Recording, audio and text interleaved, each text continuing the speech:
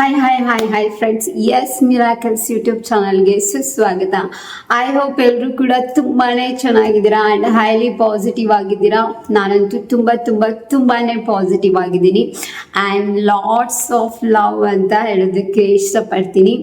So ಎಲ್ಲರೂ ಕೂಡ ಲವ್ನ spread ಮಾಡಿ, ಪಾಸಿಟಿವ್ ಆಗಿರಿ, ಪಾಸಿಟಿವಿಟಿನ ಸ್ಪ್ರೆಡ್ ಮಾಡಿ ಅಂತ ಹೇಳೋದಕ್ಕೆ ಇಷ್ಟಪಡ್ತೀನಿ. ಇದು ಫೆಬ್ ಮಂತ್, ಲವ್ಗೆ ಇನ್ನೊಂದು ನೇಮೇ ಫೆಬ್ ಅಂತ ನಾನು ಅಂದ್ಕೊಂಡಿದ್ದೀನಿ. ಯಾಕೆ ಅಂತ ಅಂದರೆ ನನ್ನ ಪ್ರೀತಿಯ ಈಶ್ವರ ಮತ್ತು ಪಾರ್ವತಿ ಮದುವೆ ಆಗಿರೋಂತಹ ದಿನ ಆ್ಯಂಡ್ ರಾಧಾಕೃಷ್ಣ ಮದುವೆ ಆಗಿರೋಂತಹ ದಿನ ಅಲ್ಲ, ಮಂತ್ ಇದು ಫೆಬ್.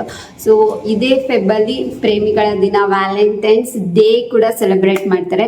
ಸೊ ಇಲ್ಲಿ ಯಾರು ಬೇಕಾದರೂ ವ್ಯಾಲೆಂಟೈನ್ ಆಗಿರ್ಬೋದು. ಒಂದು ಹುಡುಗಿ ರಿಲೇಷನ್ಶಿಪ್ ಅಂತಲೇ ಇಲ್ಲ, ಒಂದು ಗಂಡ ಹೆಂಡತಿ ರಿಲೇಷನ್ಶಿಪ್ ಅಂತಲೇ ಇಲ್ಲ, ಒಂದು ತಾಯಿ ಮಗು ರಿಲೇಷನ್ಶಿಪ್ ಇರ್ಬೋದು, ಅಥವಾ ಫ್ರೆಂಡ್ಸ್ ರಿಲೇಷನ್ಶಿಪ್ ಇರ್ಬೋದು. ಎಲ್ಲ ಕೂಡ ಏನು ಒಂದು ಲೆವೆಲ್ಗೆ, ಹೈ ಲೆವೆಲ್ಗೆ ಹೋಗ್ಬೇಕು ಅಂತ ಅಂದರೆ ಪ್ರತಿಯೊಂದು ರಿಲೇಷನ್ಶಿಪ್ಪಲ್ಲೂ ಬೇಕಾಗಿರೋದು ಟ್ರಸ್ಟ್, ಲಾಯಲ್ಟಿ, ಲವ್, ಹಾನೆಸ್ಟಿ ಇವೇ ಆಗಿರುತ್ತೆ. ಸೊ ಲಾಟ್ಸ್ ಆಫ್ ಲವ್, ಲವ್ನ ಸ್ಪ್ರೆಡ್ ಮಾಡಿ, ಹಂಚಿ. ನೀವು ಎಷ್ಟು ನಿಮ್ಮ ಹತ್ರ ಇರೋಂಥದ್ದನ್ನ ಹಂಚ್ತೀರಾ ಅಷ್ಟು ಅದನ್ನು ಏನಾಗುತ್ತೆ, ನಿಮ್ಮ ಹತ್ರ ಇನ್ನೂ ಬರುತ್ತೆ. ಯೂನಿವರ್ಸ್ ನಿಮ್ಮ ಹತ್ರ ಅದನ್ನು ತರಿಸುತ್ತೆ. ಸೊ ಈ ಪ್ರೀತಿನ ಕೊಡಿ ಎಲ್ಲರಿಗೂ. ಅದು ಖಾಲಿ ಆಗುವಂಥ ವಸ್ತು ಅಲ್ಲ, ಇನ್ನು ಜಾಸ್ತಿ ಆಗುತ್ತೆ. ನೀವು ಎಷ್ಟು ಪ್ರೀತಿನ ಸ್ಪ್ರೆಡ್ ಮಾಡ್ತೀರಾ ಅಷ್ಟು ಪ್ರೀತಿ ಏನಾಗುತ್ತೆ, ಹೆಚ್ಚಾಗ್ತಾ ಹೋಗುತ್ತೆ ಅಂತ ಹೇಳೋದಕ್ಕೆ ಇಷ್ಟಪಡ್ತೀನಿ. ಸೊ ಲಾಟ್ಸ್ ಆಫ್ ಲವ್ ಎಲ್ಲರಿಗೂ. ಹಾಗೆಯೇ ಇವತ್ತಿನ ಮ್ಯಾಟರ್ ಬಂದ್ಬಿಟ್ಟು ಏನಪ್ಪ ಅಂತ ಅಂದರೆ over thinking, how to stop over thinking ಅನ್ನೋದ್ರ ಬಗ್ಗೆ ನಾನು ಮಾತಾಡೋಕ್ಕೆ ಬರ್ತಾ ಇದ್ದೀನಿ. ಸೊ ಜಸ್ಟ್ ನೀವು ಅಬ್ಸರ್ವ್ ಮಾಡಿ, ನೀವು ಜಸ್ಟ್ 1 ಸೆಕೆಂಡ್ ನೀವು ಪಾಸ್ ಮಾಡಿ ಯೋಚನೆ ಮಾಡಿ, ಏನೇನು ಥಾಟ್ ಎಲ್ಲ ಬಂದೋಯ್ತು ನಿಮ್ಮ ತಲೆಯಲ್ಲಿ. ಇಷ್ಟು ನಾನು ಮಾತಾಡೋದನ್ನು ನಾವು ಕೇಳಿಸ್ಕೊತಾ ಇದ್ರಿ. ಜಸ್ಟ್ 2 minutes 17 seconds ಅಲ್ಲಿ ನಿಮ್ಗೆ ಎಷ್ಟು ಥಾಟ್ಸ್ ನಿಮ್ಮ ತಲೆಯಲ್ಲಿ ಬಂದೋಯ್ತು, ಎಲ್ಲೆಲ್ಲ ಹೋಗಿ ಬಂದ್ಬಿಟ್ರಿ ಅಲ್ವಾ? Am I right? ಸೊ ಈಗ ನಾನು ನಿಮಗೆ ಹೇಳ್ತೀನಿ, ಈ ಓವರ್ ಥಿಂಕಿಂಗ್ ಮಾಡೋದ್ರಿಂದ ಏನಾದರೂ ಯೂಸ್ ಇದೆಯಾ?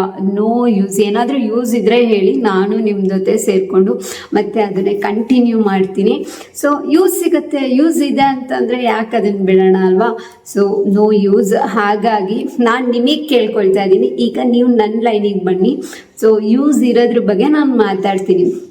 ಎವ್ರಿ ಪರ್ಸನಿಗೆ ಕೂಡ ಎವ್ರಿ ಡೇ 84,600 ಥಾಟ್ಸ್ ಬರ್ತಾನೇ ಇರುತ್ತೆ.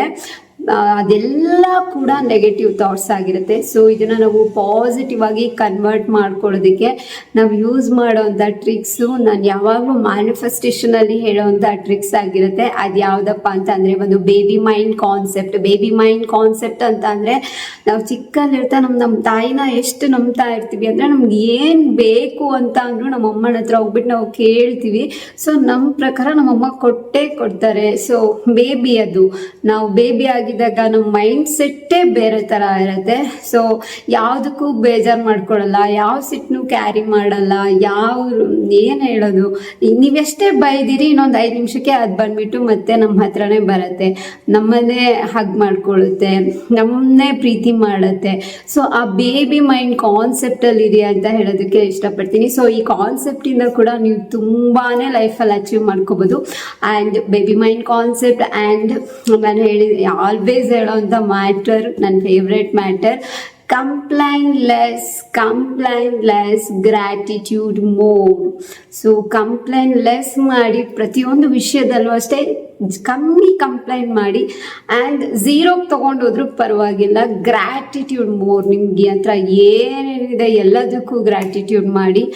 ಆ್ಯಂಡ್ ಅದಾದಮೇಲೆ ಆಸ್ಕ್, ಬಿಲೀವ್, ರಿಸೀವ್. ಕೇಳಿ, ನಿಮಗೇನು ಬೇಕೋ ಓಪನ್ ಆಗಿ ಕೇಳಿ, ಅದು ಸಿಗತ್ತೆ. ಸೇಮ್ ಬೇಬಿ ಮೈಂಡ್ ಕಾನ್ಸೆಪ್ಟಲ್ಲಿ ಬೇಬಿ ಹೆಂಗೆ ನಂಬತ್ತೆ ಅದೇ ಥರ ಸಿಗತ್ತೆ ಅನ್ನೋ ಟ್ರಸ್ಟ್ ಇಟ್ಕೊಳ್ಳಿ. ಆ್ಯಂಡ್ ರಿಸೀವ್ ಮಾಡ್ಕೊಳ್ಳೋದಕ್ಕೆ ಓಪನ್ ಅಪ್ ಆಗಿರಿ. ಎಷ್ಟು ಜನ ನಾವು ಕೇಳ್ತೀವಿ ಯೂನಿವರ್ಸ್ ಹತ್ರ, ನನಗಿಂತ ಒಂದು ಪರ್ಸನ್ ನನ್ನ ಮದುವೆ ಆಗಬೇಕು. ಸೊ ಯೂನಿವರ್ಸ್ ಕೊಟ್ಟಾಗ ನಮಗೆ ಅದನ್ನ ನಾವು ರಿಸೀವ್ ಮಾಡ್ಕೊಳ್ಳೋದಕ್ಕೆ ಇನ್ನೂ ರೆಡಿಯಾಗೇ ಇರಲ್ಲ. ಸೊ ಈ ಥರ ಮಾಡ್ಕೊಂಬಿಡಿ. ಏನೇ ಒಂದು ನೀವು ಬೇಕು ಅಂತ ಹೇಳಿ ಕೇಳಿದಾಗ ಅದು ಎನಿಥಿಂಗ್ ಆಗಿರ್ಬೋದು, ಜಾಬೇ ಆಗಿರ್ಬೋದು, ಒಂದು ಜಾಬ್ ನಮಗಿಂತ ಜಾಬ್ ಬೇಕು ಅಂತ ನಾವು ಕೇಳಿರ್ತೀವಿ, ನಮಗೆಲ್ಲೋ ಬೇರೆ ಕಂಟ್ರಿಲಿ ಸಿಕ್ಬಿಡತ್ತೆ ಸೇಮ್ ಜಾಬು, ನಾವು ಏನು ಇಷ್ಟಪಟ್ಟಿರ್ತೀವಿ ಅದೇ ಥರ, ಬಟ್ ನಾವು ಆ ಕಂಟ್ರಿಗೆ ಹೋಗೋದಕ್ಕೆ ರೆಡಿ ಇರೋದಿಲ್ಲ. ಸೊ ದಟ್ ಮೀನ್ಸ್ ರಿಸೀವ್ ಮಾಡ್ಕೊಳೋದಕ್ಕೆ ನಾವು ರೆಡಿನೇ ಇಲ್ಲ ಅಂತ ಅಂದರೆ ಆಸ್ಕ್ ಮಾಡಿರೋದಕ್ಕೂ ಯೂಸ್ ಇಲ್ಲ, ಬಿಲೀವ್ ಮಾಡಿರೋದಕ್ಕೂ ಯೂಸ್ ಇಲ್ಲ. ಸೊ ಫಸ್ಟ್ ನೀವು ಕ್ಲಿಯರ್ ಆಗಿರಿ, ಇಂಟೆನ್ಷನ್ ಕ್ಲಿಯರ್ ಆಗಿರಲಿ ಅಂತ ಹೇಳೋದಕ್ಕೆ ಇಷ್ಟಪಡ್ತೀನಿ. ಅದ್ರ ಜೊತೆ ಈಗ ಓವರ್ ಥಿಂಕಿಂಗ್ನ ಸ್ಟಾಪ್ ಮಾಡೋದು ಹೇಗೆ ಅಂತಂದರೆ ಜಸ್ಟ್ ಪಾಸ್. ಇಷ್ಟೊತ್ತು ನಾನು ಮಾತಾಡಬೇಕಾದ್ರೆ ಎಷ್ಟು ಥಿಂಕ್ ಮಾಡ್ಕೊಂಡು ಬಂದ್ರಿ, ಇದನ್ನೆಲ್ಲಾನು ಕೇಳಿಸ್ಕೊಂತ ಎಲ್ಲೆಲ್ಲೆಲ್ಲ ಹೋಗಿ ಬಂದ್ರಿ ಅಲ್ವಾ. ಸೊ ಈಗ ನಿಮ್ಮನ್ನ ನೀವು ಇಲ್ಲಿಗೆ ಪಾಸ್ ಮಾಡ್ಕೊಳ್ಳಿ, ನಾನು ಕೂಡ ಪಾಸ್ ಮಾಡ್ಕೋತಾ ಇದ್ದೀನಿ. ಜಸ್ಟ್ ಈಗ ನಿಮ್ಮ ನೆಕ್ಸ್ಟ್ ಥಾಟ್ ಏನು ಬರ್ಬೋದು ನಿಮ್ಮ ತಲೆಯಲ್ಲಿ ಅನ್ನೋದನ್ನ ಅಬ್ಸರ್ವ್ ಮಾಡಿ.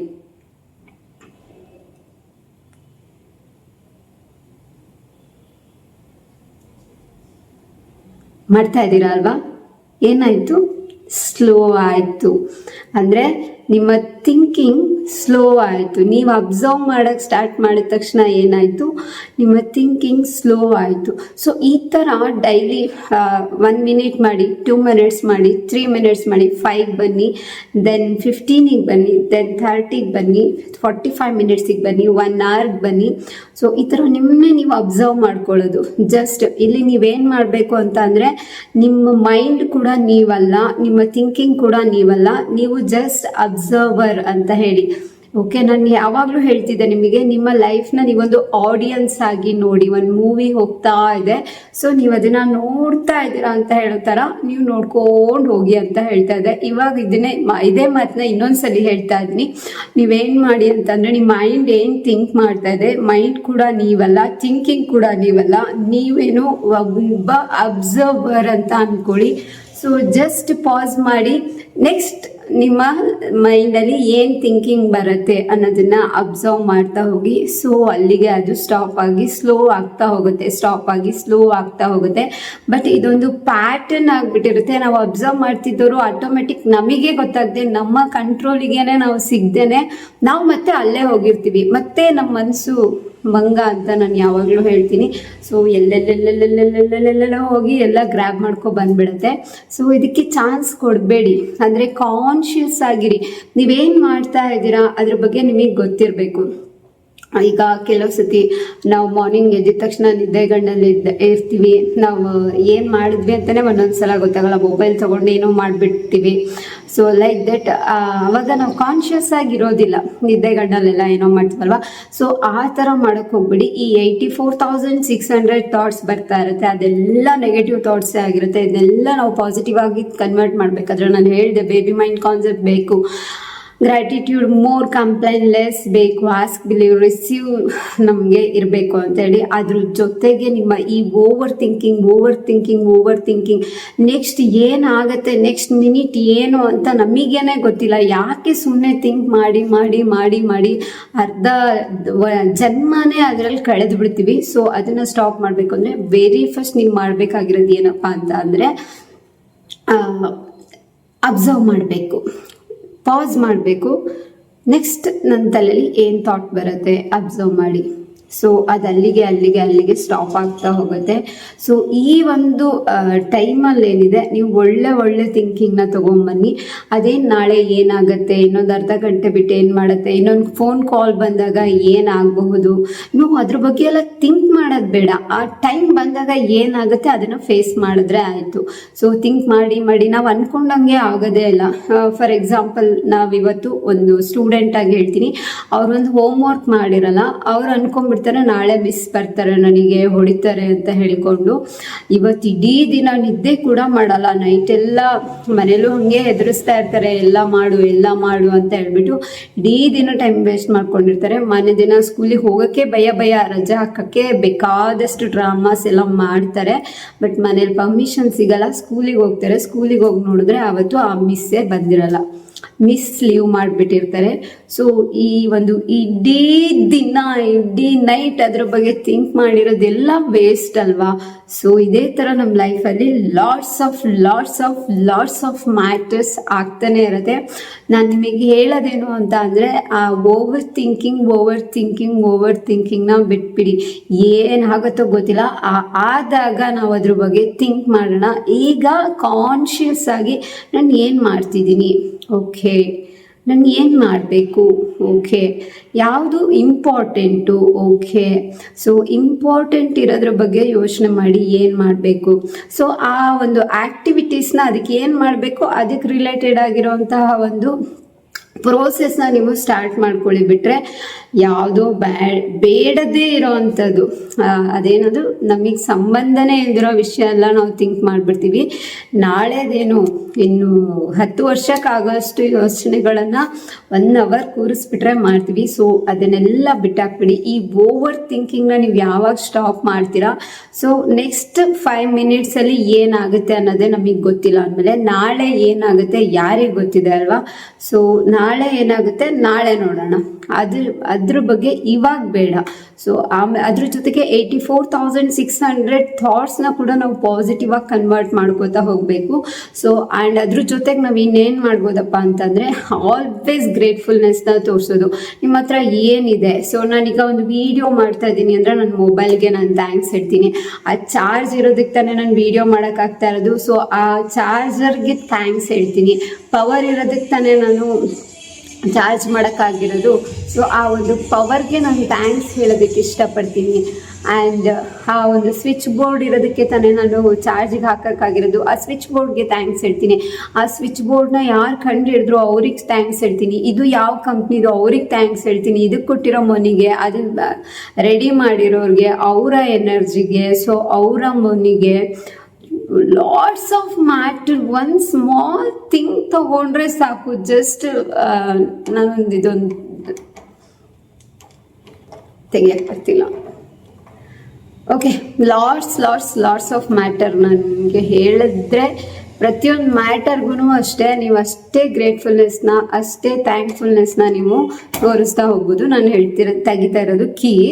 ಈ ಒಂದು ಕೀ ಅಂತ ತಗೊಂಡ್ರೆ ಈ ಕೀ ಅಂತ ಹೇಳಿ ಒಂದು ರೆಡಿ ಮಾಡ್ಬೋದು. ಆಮೇಲೆ ಇದು ಯಾವ್ಯಾವ ಥರ ಕೀನ ನಾವು ಪ್ರಿಪೇರ್ ಮಾಡ್ಬೋದು. ಆ್ಯಂಡ್ ಇದನ್ನು ಫೈಂಡ್ ಔಟ್ ಮಾಡಿದವ್ರು ಯಾರು, ಈ ಕೀನ ಪರ್ಟಿಕ್ಯುಲರ್ ಕೀನ ಎಲ್ಲಿ ಮ್ಯಾನುಫ್ಯಾಕ್ಚರ್ ಮಾಡಿದ್ರು ಆ ಕಂಪನಿಗೆ ನಾನು ಥ್ಯಾಂಕ್ಸ್ ಹೇಳ್ಬೋದು.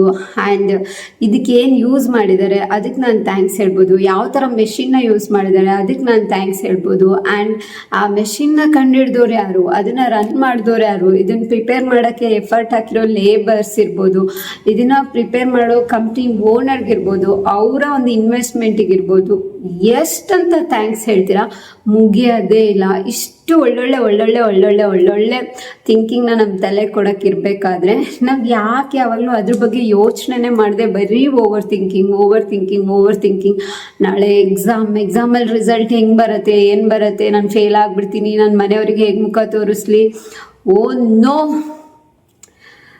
ತಲೆ ಸಿಡ್ದು ಹೋಗುತ್ತೆ. ಇದನ್ನು ಜಸ್ಟ್ ನೆನ್ಪು ಮಾಡಿಕೊಂಡ್ರೆ ಸಾಕು. ಅದು ಬಿಟ್ಟು ಬಿಡಿಯಪ್ಪ, ಅದೆಲ್ಲ ಬಿಟ್ಬಿಡಿ.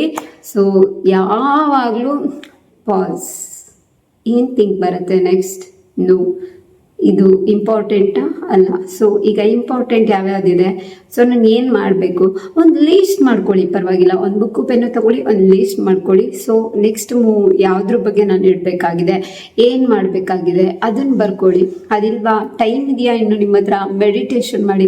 ಓಕೆ, ನಾನು ಪ್ರಿಫರ್ ಮಾಡ್ತೀನಿ ಮೂವಿ ನೋಡ್ತೀರಾ, ಮೂವಿ ನೋಡಿ, ಯಾವುದಾದ್ರೂ ಬುಕ್ಸ್ ಓದ್ತೀರಾ, ಬುಕ್ಸ್ ಓದಿ, ಫ್ರೆಂಡ್ಸ್ ಜೊತೆ ಹೊರಗಡೆ ಹೋಗ್ತೀರಾ, ಹೊರಗಡೆ ಹೋಗಿ.